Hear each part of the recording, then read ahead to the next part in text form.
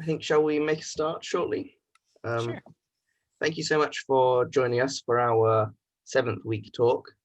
I've been really interested in some of your work. I think Kaylin sent you an invite, and we're glad to have a mixture of speakers. Obviously, normally we do in-person events, so I've been using the Zoom opportunity to talk to people from overseas. But thanks so much for joining us, Dr. Mary Gehring. Great. I'll go ahead and share my screen.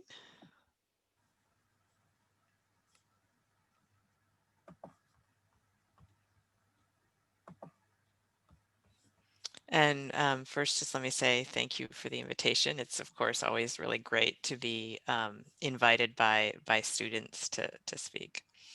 So today I'm going to talk about some of our work on imprinting and what we've learned from studying variation in imprinting, both in an interspecies level and when we look within a tissue. So I'm gonna talk about two things today. I'm going to talk about natural epigenetic variation and its impact on imprinting and ultimately on seed phenotypes. And then I'll speak about some newer unpublished work looking at imprinting variation among cells of the same tissue. So I'll talk a lot more in a minute about what imprinting actually is, and I'll define it for you. But for now, let me just say that imprinting is an epigenetic phenomenon. And just so that we're all on the same page, we are all familiar with the genetic phenomenon, which described heritable changes in traits caused by changes in the DNA sequence. But when we're talking about epigenetic phenomenon, we're talking about heritable changes in traits not caused by the DNA sequence. Okay, oops, sorry. Okay, so we know in both plants and animals that epigenetic differences can underlie key phenotypic traits, and I'm showing you two classic examples here. So here on the right, these mice have the same gene for coat color, but you can see they vary quite a bit from dark brown to blonde to mice that have a mix of blonde and brown fur. Over here in this example from tomato, here's a normal ripening tomato, and this is a mutant that was discovered in a field, a spontaneous mutant. It's called the CNR mutant, and that stands for colorless non-ripening, and it stays yellow and never ripens. And so when the gene underlying this phenotype was discovered, it was found that it had the exact same DNA sequence as the gene in wild type. So again, like in the mice, the sequence of the gene looks the same between organisms that have differing phenotypes. So when we're talking about epigenetic phenomenon, we're talking about something where the genotype does not match, the phenotype rather does not match the genotype. So we know we're starting to understand something about the molecular basis of epigenetic phenomenon, and much of epigenetic phenomenon we think can be tied back to not the DNA sequence itself, but how the DNA is packaged or modified. Although, of course, there's also other epigenetic agents like prions. So I'll be focusing on this level today. So we know that DNA can be modified by marks like DNA methylation or 5-methylcytosine, and this impacts how the DNA is read by the cell. We know that both small and long non-coding RNAs can direct genome modification, that how DNA is packed around nucleosomes and the identity of those histones within nucleosomes or their modifications can affect function. And then finally, we're just now starting to get insights about higher order structures within the nucleus and chromosomes can impact genome function and phenotype. So I'm going to mainly talk about DNA methylation today. So when I say DNA methylation, I'm referring to 5-methylcytosine, which is a cytosine that has had a methyl group added to the 5-carbon. So this reaction is carried out by DNA methyltransferases, and those methyltransferases, are conserved in plants, animals, and fungi. And in plants in particular, those DNA methyltransferases are guided to their targets by small RNAs. Now, one of the one of the properties that makes DNA methylation such a great epigenetic mark is that it can be inherited after DNA replication. So even though newly replicated DNA doesn't have any DNA methylation on it, it's known that the methyltransferase enzyme moves with the replication fork and copies the pattern of methylation on the parent strand from the parent strand to the newly replicated daughter strand. There's also, however, this mark, even though we know it's quite stable, it can also be dynamic, and there's DNA demethylase enzymes that remove 5-methylcytosine. In plants, these are enzymes that are DNA repair enzymes, so they remove the entire base. Okay, so this mark is in general and historically has been associated with transcriptional silencing. And so the example I showed you from these tomato fruits, where I told you that they have a wild type copy of a gene, which is called the CNR gene, that is required for fruit ripening, the difference between these mutants and the wild type is not a genetic difference, but a methylation difference. So in the wild type, this CNR gene has no DNA methylation associated with it, and it's expressed. Whereas in this mutant, where the fruit never ripens, there's DNA methylation that accumulates in the promoter of the gene, which causes its transcriptional silencing. The gene isn't expressed, and so the fruit never ripens. So this is an example of an epimutation. So in our work, we primarily use Arabidopsis as a model system for epigenetics research. Some of you might be familiar with Arabidopsis. It's really great as a model system for a number of reasons. We're studying epigenetics, but we're primarily taking genetic approaches to do so. And so some of the reasons we use Arabidopsis are that we can obtain mutants either through insertion collections or now CRISPR editing. It's very easy to do controlled crosses in Arabidopsis. It has a small genome, which means it's great for genomics, and many of the approaches we take in my lab are genomics approaches. And then finally, there's a lot of both epigenetic and genetic natural variation, which we've been able to take advantage of to understand some of these processes. Okay. So if you look at where DNA methylation is in the Arabidopsis genome, it has this very particular kind of peaks and valleys pattern. So what I'm showing you here is a track of methylated DNA in the genome. So where there's a higher bar, that means more methylation, and this compared to the distribution of genes in the genome and the distribution shown along all Arabidopsis chromosomes. So transposable elements are mobile pieces of DNA. They're often called selfish DNA or junk DNA that can move around the genome and increase copy number. And so in many, many different organisms, there's been pressure for the host to silence those transposable elements. And some of the ways that those Ts are silenced are through DNA methylation and chromatin mechanisms. So if we zoom, what you can see here is that where methylated DNA is in the genome is really where you have this high concentration of transposable elements. And so if you zoom in on one of these regions, what you can see here is kind of a gene desert with a long TE, and there's lots of DNA methylation. Here I've broken down methylation by the 3-sequence context it occurs in.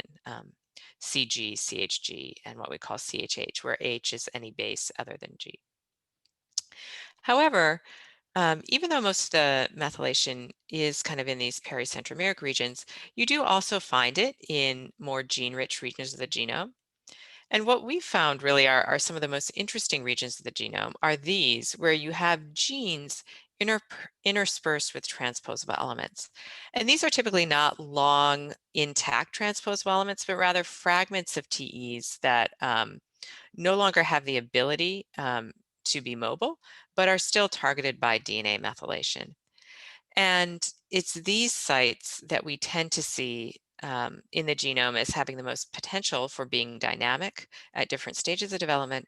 And also, these are the sorts of regions where there's the most potential for this DNA methylation to actually impact the expression of nearby protein coding genes. Okay. So one of the really interesting phenotypes associated with DNA methylation in Arabidopsis has been found by looking at various mutants. So I'm going to focus my talk on seeds today. And it was shown several years ago that Arabidopsis seeds that have altered DNA methylation patterns are not viable. So here's a mature Arabidopsis seed in this row here. And here are these shriveled, aborted seeds. And these are actually seeds from a mutant that has more DNA methylation. So it's actually a mutation in the DNA demethylase, DME. Okay, so you can see when you disrupt methylation, you can have these very, very dramatic phenotypes. Now, seeds are an incredibly interesting stage of the plant life cycle and are really important for us as much of the food that we eat, much of the calories we consume actually comes from seeds. So from things like the staple grains, wheat, corn, and rice, and also seeds you eat sort of less often, things like coconut here, for example. So let's talk a little bit about seeds and what comprises a seed. So a seed from a flowering plant has three component parts. Um, so at minimum, I should say. So this is an Arabidopsis seed. And what you can see here, false colored in this image, is this brown layer is a seed coat, which is maternal tissue. And inside that seed coat are two products of fertilization, the embryo and the endosperm. So these are sister organisms that arise from distinct fertilization events. So after meiosis in plants, you make haploid spores, and those spores then undergo mitosis to create the gametophyte generation. So on the female side, there's this seven-celled female gametophyte organism, and it has two gametes, an egg cell, which is haploid, and a central cell, which is diploid. So these are genetically identical, except in Arabidopsis at least, except the central cell has two copies of the genome, whereas the egg cell only has one. And so each of these is fertilized by a haploid sperm. Fertilization of the egg cell by the sperm makes the diploid embryo, which will go on to be the next generation of plant. And fertilization of the central cell by the second sperm makes the endosperm. And so the endosperm ends up being triploid with two maternal and one paternal genomes. And it has an incredibly important function. It serves to transfer nutrients from the mother into the seed, much like a mammalian placenta. And it's one of the key distinguishing features between flowering plants and gymnosperms. This endosperm, in addition to transferring nutrients, has other functions as well. More and more are being discovered. And so it's clear, for example, that there's some patterning signals that are produced in the endosperm and then received in the embryo, for example, for patterning of the outer layer. So that those seeds that I showed you a minute ago that had altered DNA methylation, the reason they aborted was due to a defect in the endosperm. And so we've known from many, many studies that the endosperm is both epigenetically distinct from other tissues and sensitive to epigenetic alterations. Okay. And so one of the epigenetic phenomena that might underlie this seed abortion phenotype is a defect in imprinting. So imprinted genes are genes that are expressed in a parent of origin dependent manner. So if you think about our own genomes, we have two copies of each chromosome. One was inherited from our mother, and one was inherited from our father. So we have two alleles for every gene. And in most cases, we would expect those alleles to behave similarly. They're either both not expressed in a particular cell, or they're both expressed in a particular cell. But imprinted genes are different. Imprinted genes are only expressed from either the maternal or the paternal allele. And so I'll be talking today about maternally expressed imprinted genes, which I'll refer to as MEGs for short. So these are genes where there's two copies of the gene present, one inherited from the mother and one inherited from the father, but only the maternal copy is expressed. And I'll also be talking about paternally expressed imprinted genes, or PEGs, where the opposite is true. This is truly an epigenetic phenomenon, because these alleles are in the same nucleus. They may have very similar, or in some cases even identical DNA sequence, yet one is expressed and one isn't. So this is a phenomenon that's been found in two classes of organisms, mammals and flowering plants. And in flowering plants, imprinting occurs exclusively in this endosperm tissue that I've been telling you about. Now, there's been a fair amount of work on the mechanisms of imprinting. So how do you have one allele expressed and one allele not? And what we know for some, but certainly not all, imprinted genes in both plants, in flowering plants and mammals, is that there's often differential DNA methylation between maternal and paternal copies. So there's an epigenetic mark that distinguishes maternal and paternal alleles. Okay. Now, imprinting was actually discovered many years ago. It was first described in maize in really interesting work by Jerry Carmichael. And so I just want to show you this image from this original paper, because I think it highlights the sort of phenotypes, the reciprocal phenotypes you'd expect when you're talking about imprinted gene expression. Carmichael was working on this gene, the R gene in maize, and it's required for anthocyanin production, which produces a dark reddish pigment. And so he had a mutant of R called, shown here as small r. And what he found is that when he crossed the mutants as females to wild type males, they showed the R mutant phenotype. There was very little color in the kernels. But when he did the reciprocal cross, when he crossed R mutant males to wild type females, what he found was that there were plenty of kernels that had anthocyanin. So here the parents have the same genotype in these two crosses. The difference is who serves as the mother and who serves as the father. Now there's possible explanations for this phenomenon besides imprinting, but he very carefully used genetics to exclude those. And so it turns out that R is only expressed for the maternal allele. And so the genotype of the R locus only matters, only the genotype of the mother matters in this cross. And so some of the principles that Carmichael derived from this work, which still influence all of our thinking today, is that genes can be transmitted in different forms. We would now think of this as different epigenetic marks, for example, when they're inherited through the male and female gametophytes.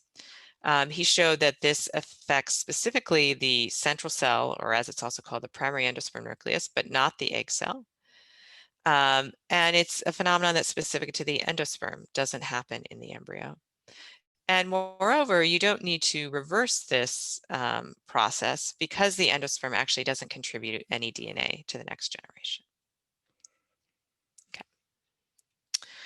So getting now back to Arabidopsis, if we look at the Arabidopsis genome at DNA methylation in the genome, what we find is that it's hypomethylated compared to other tissues. So these are just DNA methylation tracks from adult plants, embryo and endosperm. And you can see, for example, here I've boxed this region where there's methylation present in embryos and in leaves, but not in the endosperm. And this actually, you can see here, corresponds to a short fragment of a transposable element. And in fact, genome-wide studies have shown that that's true at hundreds or even thousands of sites across the endosperm genome. What's been shown is that the maternal alleles that are inherited in the endosperm are actively demethylated in the female gamete, the central cell before fertilization. And this demethylation occurs primarily at fragments of transposable elements that are in genic space. And so what we know is that in many cases, there's a really nice correlation between these differentially methylated regions and gene imprinting. And so, for example, there's many paternally expressed imprinted genes that are associated with transposable elements that are demethylated maternally, but remain methylated paternally. Now, these are really interesting cases because although we often think of DNA methylation as a silencing mark, we know for these PEGs in the endosperm, and I'm going to show you data actually I'm going to show you some data addressing this, that this methylation actually seems to promote gene transcription. Okay.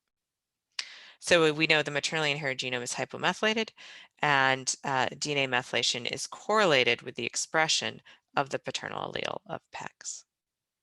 Okay, so before I switch to some of the actual newer data that I wanted to tell you about, I just have one more slide to get you thinking about this process, and that's the question of why might genes be imprinted.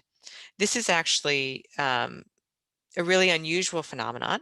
We're often taught in introductory genetics that one of the advantages of being a diploid organism is that you have a backup copy of every gene. So if you have a mutation in one allele of a gene, that's okay because you'll have another copy that's not mutated. But for imprinted genes, those genes have abandoned the advantages of being diploid, as you saw with the R locus. When you inherited the mutant allele from the mother, even though there was a functional paternal allele, the seeds still showed the mutant phenotype. And so one of the interesting theories, and there are a couple about why imprinting might be evolutionary selected for, is the parental conflict theory, which was first described here in 1989 by David Haig and Mark Westaby. And what they put forth is that if you think about seeds, and specifically endosperm, and also if you think about placental mammals, that there's potential for conflicts, genetic conflicts in offspring over maternal resource allocation. So one thing that flowering plants and mammals have in common is that the offspring develops from, the offspring is developing on the maternal parent and is receiving resources directly from the maternal parent during its growth and development. Okay, so in seeds, these maternal resources are primarily sucrose that are coming in through the vasculature. So if you think about a plant, it'll make many ovules, and those can be fertilized by pollen from different males. And so on this one mother, you can have developing seeds that are half siblings. So they have the same mother, but different fathers. It's in the interest of the paternal genome in each particular seed to extract as many resources from the mother as possible, regardless of what happens to seeds that this father is not related to. And so therein lies the conflict. And what Haig and Westaby predicted is that the evolutionarily stable outcome of this conflict is that genes that promote maternal investment in seeds will be expressed paternally. So the data is saying, give me more, give me more. Whereas genes that restrict maternal investment or lead to more equitable maternal investment will tend to be expressed just from the maternal allele and not from the paternal allele, because it's not in the interest of the paternal genome in the endosperm to restrict nutrient flow. Okay. So that's sort of the setup. And now I want to tell you how our studies of variation have sort of informed our thinking on this. So I told you that we know that imprinted genes often have this feature where there's a transposable element fragment that's either in 5' or 3' genic space, particularly for the PEGs. But we know that TEs can vary in genomes on relatively short time scales. And certainly they're among the strains, different strains of Arabidopsis, we know that there's variation, both genic content and variation in TE content. And so many years ago, I began to wonder, well, if you had strains that had variation in whether TEs were present or whether TEs were methylated or not, would there be any variation in imprinting? And could this underlie seed phenotypes? And so the way we look at imprinted genes in my lab is through genomic approaches. And so we can identify all the imprinted genes in the endosperm by doing crosses. And so we'll do crosses between two different wild type strains. For those of you who are in the know, these might be Columbia in Arabidopsis and LER in Arabidopsis. And we do reciprocal crosses among those strains. You have a developing F1 seed, and then you can isolate the endosperm and do mRNA-seq. Okay. So we know the sequence of these strains, and we know there are genetic polymorphisms between them. For example, SNPs like C to T, A to G. And so when we get back the RNA-seq reads, we can map them back to the genome and say, okay, do these overlap a SNP between strain A and strain B? And if they do, does it look like it came from strain A's allele, mom in this case, or strain B's allele? And we always are comparing data from reciprocal crosses because we want to look at parent of origin dependent events rather than strain specific events. And so for every gene, we can determine the maternal and paternal counts and see whether or not those deviate from expectations. So this is typically what we see for genes in the genome. We're looking at the fraction here of maternal allele transcripts for genes. And what you can see is that this looks like a fairly normal distribution where most genes have a 2-to-1 ratio of maternal to paternal transcripts, as we would expect because there's 2 maternal genomes and 1 paternal genomes. But the imprinted genes will be out here on the edges of this distribution. So the PEGs have almost no maternal allele transcripts, and the MEGs are almost 100% maternal allele transcripts. So a few years ago, we chose 3 different strains to look at that made seeds of various sizes. So a strain that made kind of medium, normal sized seeds, a strain that made really big seeds, and a strain that makes fairly small seeds. And we performed all reciprocal crosses among them, did RNA-seq to identify imprinted genes, and did bisulfite DNA sequencing to look at DNA methylation patterns. And basically what we're asking is there with any in-species variation? And if so, how is that connected potentially to epigenetic or genetic differences between these strains? So this just shows the outcome of these reciprocal crosses among these 3 strains. And what I want to point out is that seed size in these crosses is clearly subject to parent of origin effects. So if you cross strain 3 as a female to strain 2 as a male, you get these kind of smallish seeds. But if you use the same parents in the opposite direction, strain 2 as a female to strain 3 as a male, you get these really, really huge seeds. So again, same parent, different phenotypic outcomes. And so one question is, are any of these differences due to potentially to differences in imprinting among these strains? So I'm not going to go through the data in detail, but what we found is that about 6% of the imprinted genes were variable, meaning there were some genes that were imprinted in strain 1 and strain 3, for example, but not in strain 2. And for about half of those, that was correlated with natural variation in DNA methylation at transposable elements. And I'll show you an example of that in a moment. And we found that just by looking at methylation variability among strains, we could actually predict imprinted genes and imprinting variability. So let me show you one particular example to illustrate what I'm talking about. So this is a gene HDG3. It's part of the class 4 homeodomain transcription factor family.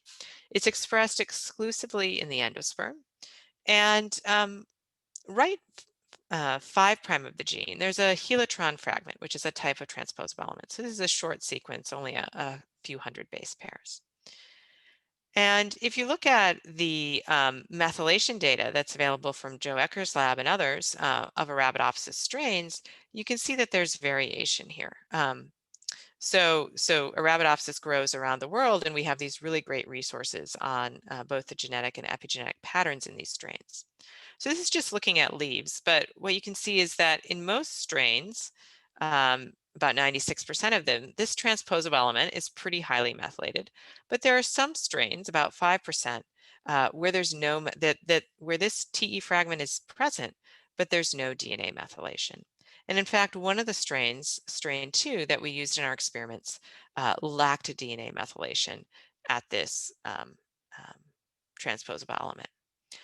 And so what we found is that for strains, for example, strain 1, where this TE is methylated in the soma or in leaves, what happens is that the maternal allele gets targeted for demethylation.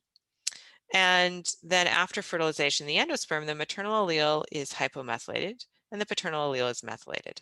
And it's the methylated allele that's the expressed allele and expressed at fairly high levels.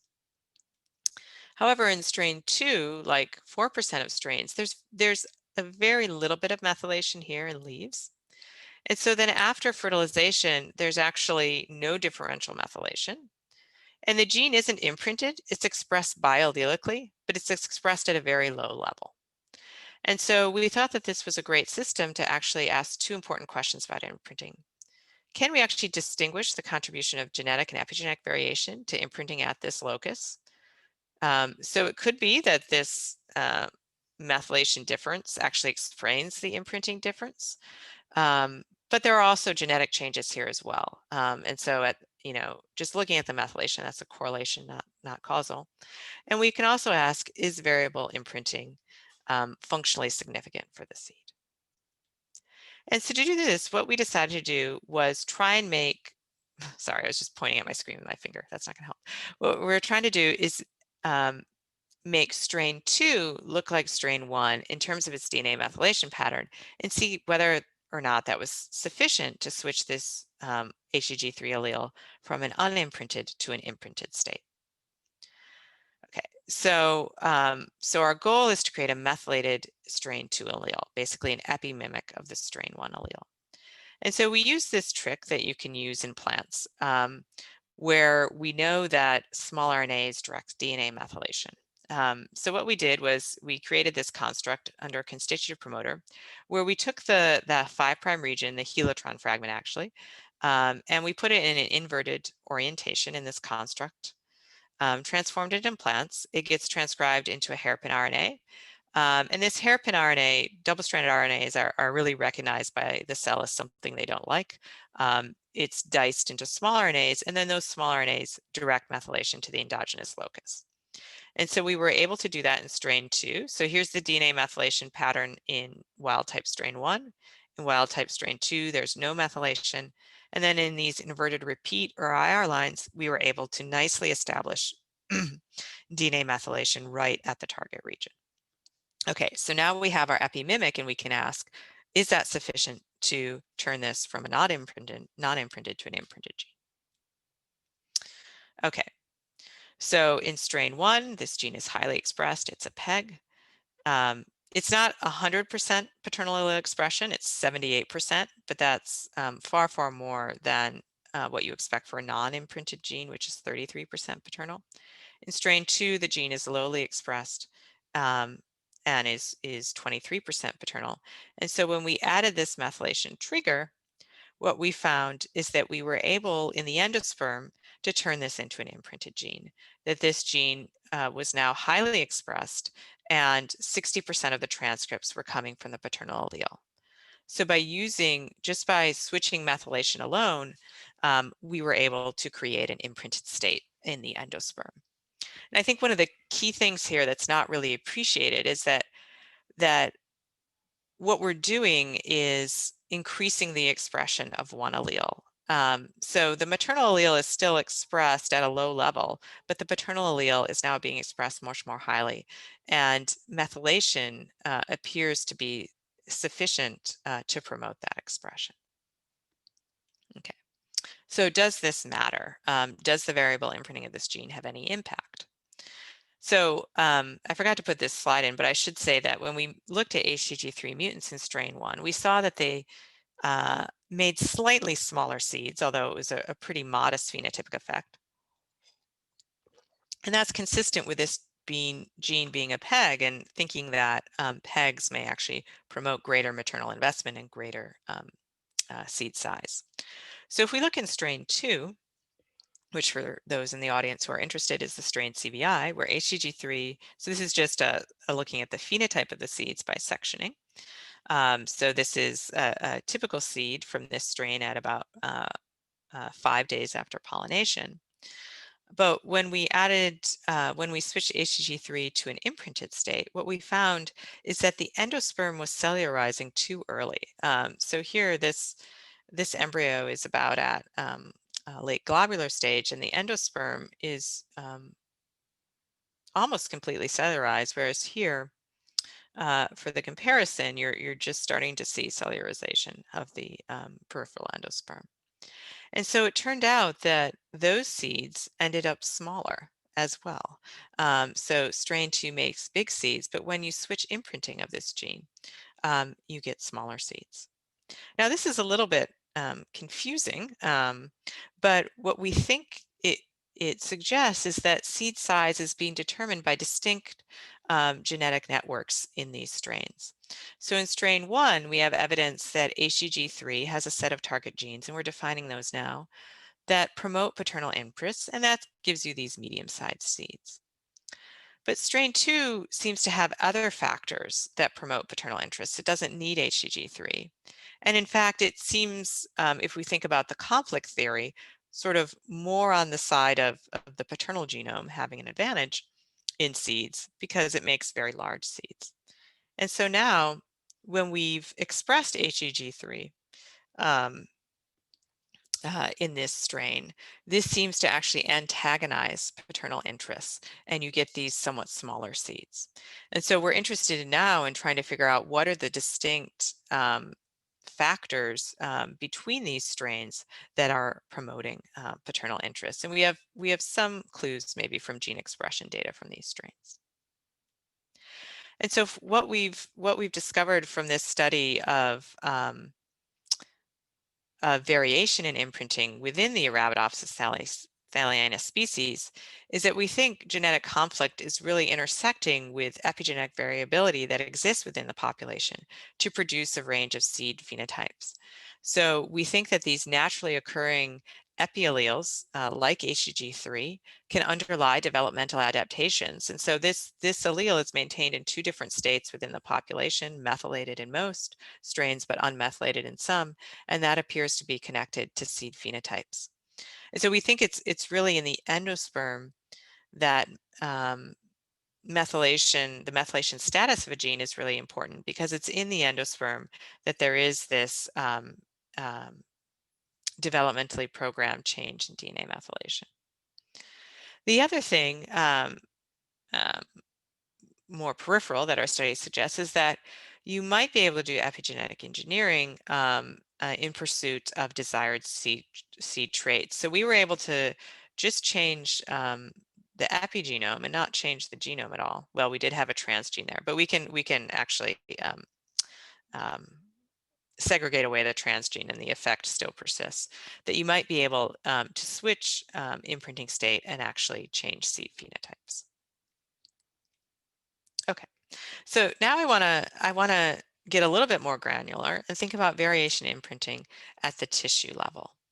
And so this is unpublished work, and this really came from questions we had about the data that we generate by RNA-seq, where we talk about imprinting being either the maternal allele is expressed or the paternal allele is expressed. But if you look at the data, there's a lot of cases of what you might call partial imprinting, particularly among the PEGs. So there's very few PEGs where it's 100% expression from the paternal allele and 0% expression from the maternal allele. Rather, you can see this group of genes that has clearly biased expression towards the paternal allele, but has still has maternal expression. So these here have 80% of expression from the maternal alleles and 80% from the paternal allele. And so we've been wondering for quite some time, what's the basis for this partial imprinting? And so it could be that in cells, both alleles are indeed expressed, but at different levels, so sort of the 80-20 situation. Or it could be because we're looking at the entire endosperm tissue that we're missing variation that exists at the cellular level. So there could be variation in imprinted expression among endosperm cells. And so when you combined all endosperm cells together in an RNA-seq, you'd be diluting that variation or masking it. And so we're interested in this question for a couple of reasons. I think because it can inform our understanding of the function of imprinting. If, for example, there's particular cell types where imprinting occurs more than others. And it could also inform our understanding of the mechanisms of imprinting. We know that demethylation that occurs, for example, before fertilization is important for establishing imprinted states. But if there's variation in imprinting from cell to cell, that might also suggest that there's more going on after fertilization that's important. So we decided to look at imprinting at the single nuclei level. And so what that means is we're isolating nuclei from whole seeds, and we're using nuclei and not cells because in the early stages of endosperm development, the nuclei, it's actually a syncytium of nuclei without cellularization. So since we were looking at seeds where some of the endosperm is basically partially cellularized or not at all cellularized, we wanted to look at nuclei. So we take whole seeds at about 4 days after pollination. We isolate all the nuclei, and then we stain them with the DNA dye DAPI and sort them on a fax machine. So DAPI reports on DNA content, and we get these characteristic peaks. Now, one great thing about endosperm, although it's usually frustrating, but for this experiment is that the endosperm is triploid and all the other tissues are diploid. And so we can sort out endosperm nuclei by sorting nuclei from these triploid peaks, 3C and 6C. So we sort individual nuclei into wells, and then we do a library prep called SmartSeq2, which has been optimized for single cells, and we had to do some additional optimization for nuclei. We can then sequence those, and we did about 1,500 nuclei. And then we can we have RNA-seq profile for every nucleus. And in our data, we sequenced at pretty high depth, and we're detecting about 4,000 genes per nucleus. And so from these data, we're trying to answer the question, is imprinting heterogeneous among cells? And sort of as a bonus question, which we actually spent a lot of time on, are there additional cell types or states in the endosperm that we didn't know about? So we took all this data, the RNA-seq data from 1,500 nuclei, and we did it from 2 reciprocal crosses, the strain 1 by strain 2, which is colon CVI, and strain 2 by strain 1. And we clustered all the endosperm nuclei together using this algorithm called SC3, which is a consensus clustering approach. And it gives you about either 14 different clusters in this direction of the cross and 11 in this direction. And these are various sizes from as small as 4 nuclei in a cluster to 90 or 100 nuclei in a cluster. And so we did a lot of work to try and understand what these clusters represent. We did things like differential expression analysis, Go term analysis, looking at cell cycle phase of these different clusters. And ultimately, we were able to assign clusters to different nuclei types. And this was basically based on gene expression program and cell cycle analysis. So we already knew going into this work that there's 3 types of endosperm. So this is a confocal section of a seed. Here on the outside is the seed coat. This is the embryo. Surrounding the embryo is the macropolar endosperm, which may be important for signaling to the embryo. The bulk of the seed is taken up by the peripheral endosperm, which is involved in nutrient biostorage, mobilization, biosynthesis. And then this very interesting region here, the chalazal endosperm, which interfaces with the maternal vascular tissue and remains free nuclear for much longer than these other regions. And so we found a couple interesting things here in terms of function of these cells or nuclei that I won't go into. But we found that many of the clusters actually corresponded to different phases of the cell cycle, S phase or M phase. We found different cell types in peripheral endosperm in terms of sort of biosynthesis that was happening there. And in the chalazal endosperm, we found that there are 2 different transcriptionally distinct types that had already been described anatomically, nodules and cyst, and these appear to have different functions based on gene expression programs. So I won't go into that in detail. We actually have the paper on bioRxiv if you're interested in looking at it. But I want to just spend the last 5 minutes talking about what we've seen so far when we've looked at imprinting in this single cell data.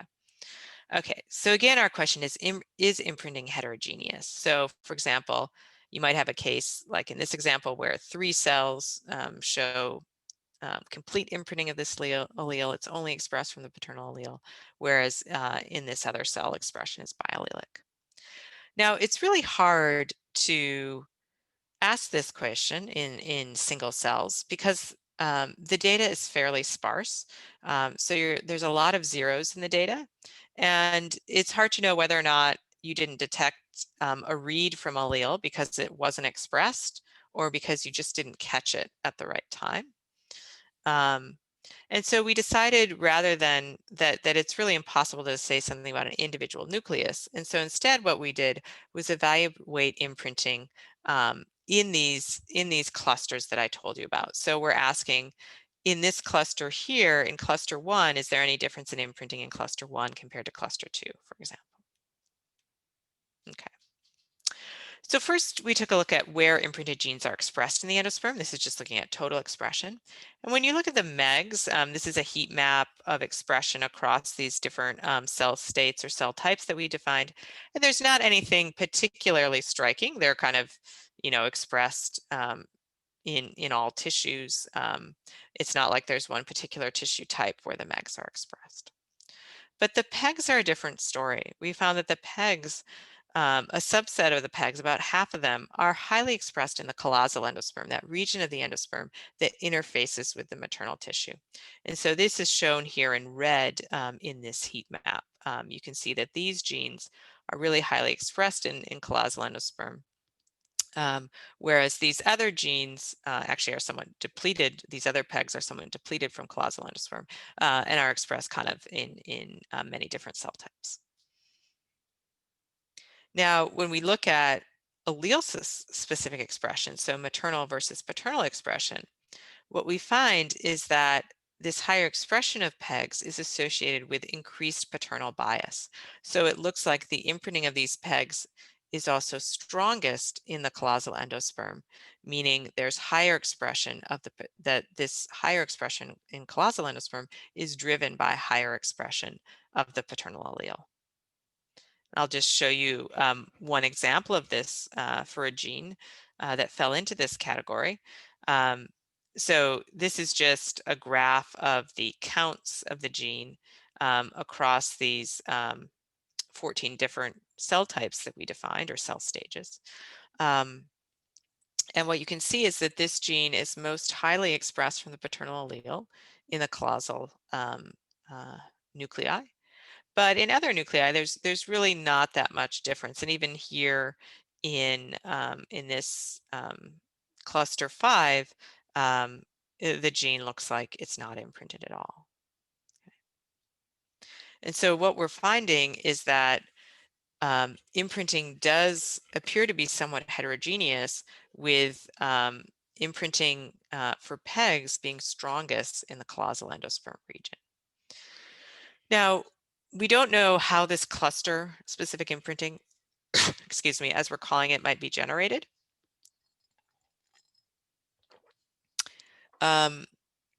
We know that for both chalazal endosperm specific PEGs and PEGs that are expressed in other cells of the endosperm, that there is differential methylation between maternal and paternal alleles often. The maternal allele is often silenced by histone modification, histone H3 K27 trimethylation. And it's the expressed paternal allele that's associated with DNA methylation. And so one of our hypotheses is perhaps that there's a transcription factor that's only expressed in the chalazal endosperm that promotes expression of the paternal allele, and specifically promotes, so that could be a transcription factor, for example, that is acting only on the paternal allele because it's occluded by the histone methylation on the maternal allele, or perhaps it's attracted to DNA methylation on the paternal allele. And so right now we can look in our single cell data and look to see, are there specific, for example, transcription factors in the chalazal endosperm that aren't anywhere else? And those might be candidates for this type of function. Okay, so I'm going to end there and just summarize this second part of the talk. So far what we're finding is that there doesn't look like much variation in the expression or imprinting of MEGs in different endosperm tissues. but that in the chalazal endosperm, there's clearly something interesting happening with pegs, where pegs appear to be the most paternally biased in that tissue. And as I mentioned a minute ago, this is a really interesting region because this is where nutrient transfer from the maternal seed coat tissue is occurring. So this is the vasculature ends right about here. And so we think that this fits with the idea that, in fact,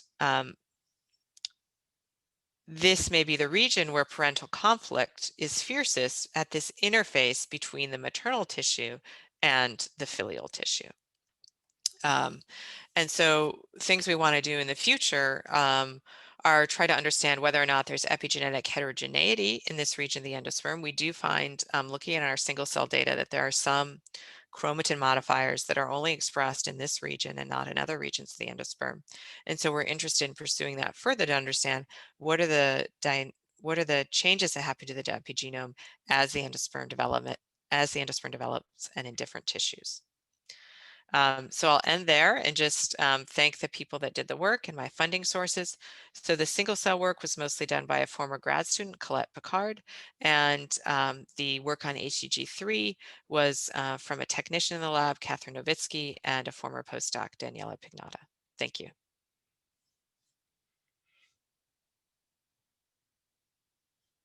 Thanks very much for the talk. I think we have a bit of time for questions. If anyone has any questions, then feel free to unmute yourself and ask, or ask in the chat, whichever you prefer.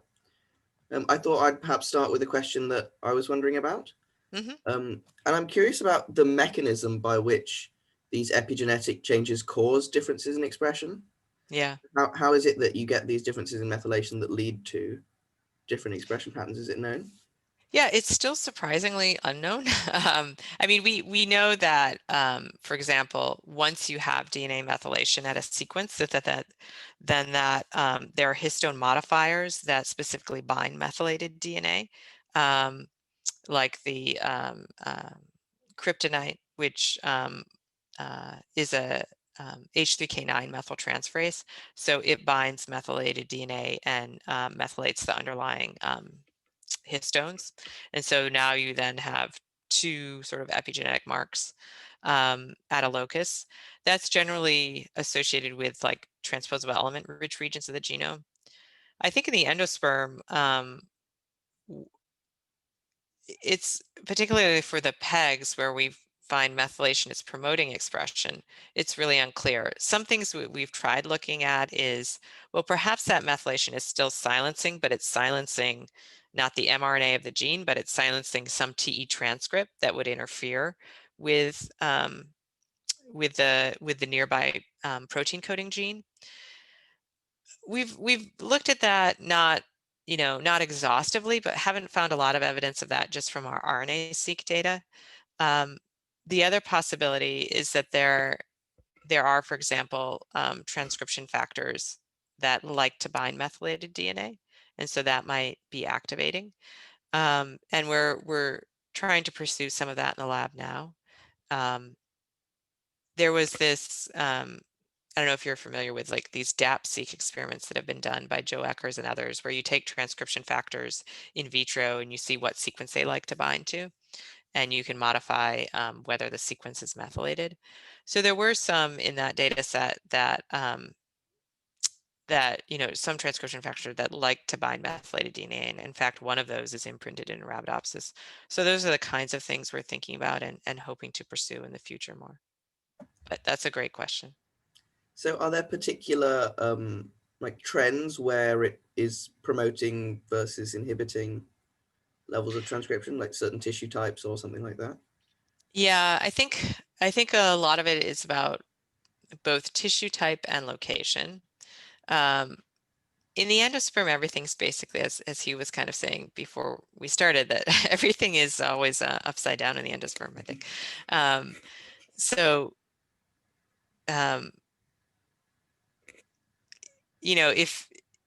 If it's a region of the genome where there's a lot of methylation in all sequence contexts associated with a lot of small RNAs, which I didn't get into, and sort of a long region of methylation that tends to be silencing. And in those regions of the genome, there's also concurrent histone modifications. But in these genic regions of the genome where, a lot of these sequences that we think are important for imprinted genes in the endosperm, they're very short regions of methylation, only 100 or a couple hundred base pairs.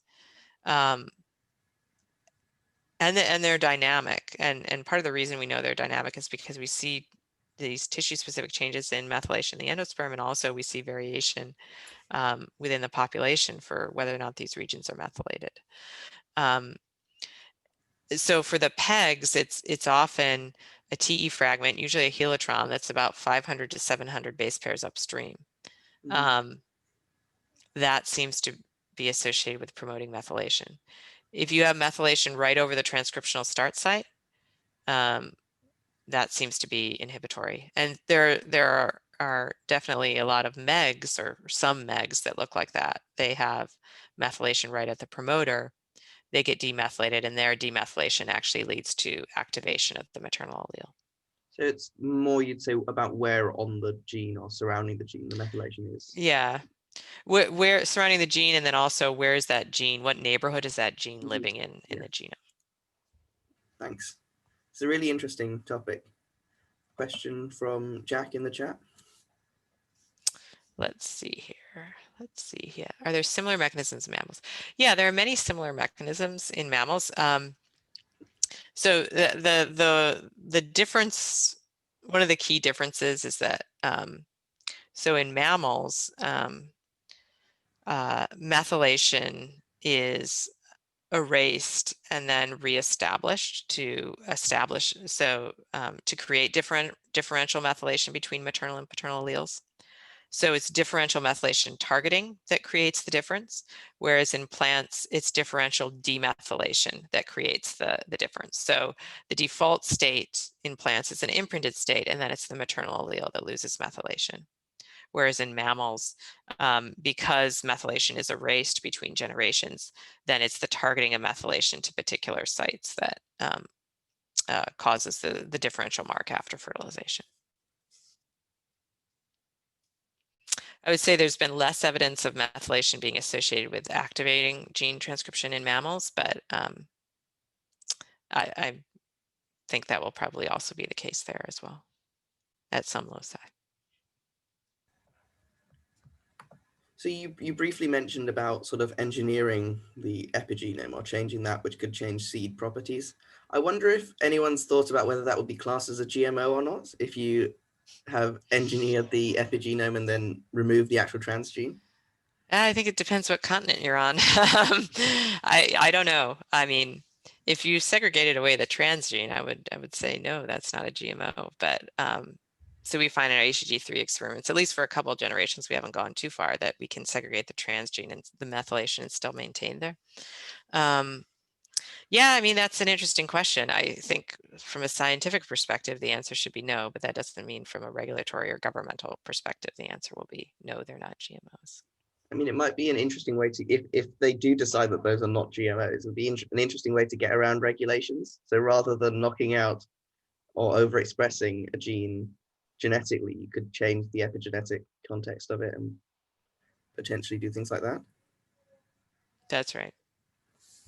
Yeah, so the DNA sequence is the same. You've just, changed methylation, for example. And I think if you could develop systems where you can do that in a regulated way, so maybe there's some environmental event will lead to methylation, that might be really cool. So that the plant is responding to the environmental conditions and upregulating or downregulating genes epigenetically based on that.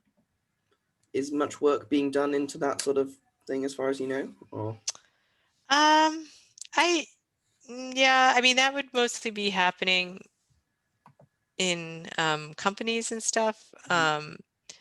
Well, yeah, I don't think there's much work being done on it. I think it's something people are definitely thinking about and aware of as a possible avenue, and a possible avenue that might circumvent concerns about GMOs. But yeah, I don't think anything's sort of close to like being a crop product. But I mean, I could be wrong. there any other questions? Feel free to unmute yourself or ask in the chat. Otherwise, I was curious about perhaps the advanced reasons why certain, like there seem to be geographic distribution of large or smaller seeds. Yeah. I was wondering what the selective pressures or the reasons for having different levels of investment in seeds might be within the species. Yeah, that's a good question. It's a hard question to answer. Yeah, we don't know how much is geographic, like, so for the big seeded one that I was using, that's CBI, which is from the Cape Verde Islands. So that's been on an island for some years. I mean, I don't know how many hundreds or thousands, but so part of that could be due to just drift.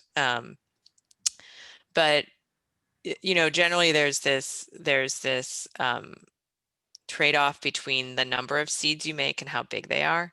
Arabidopsis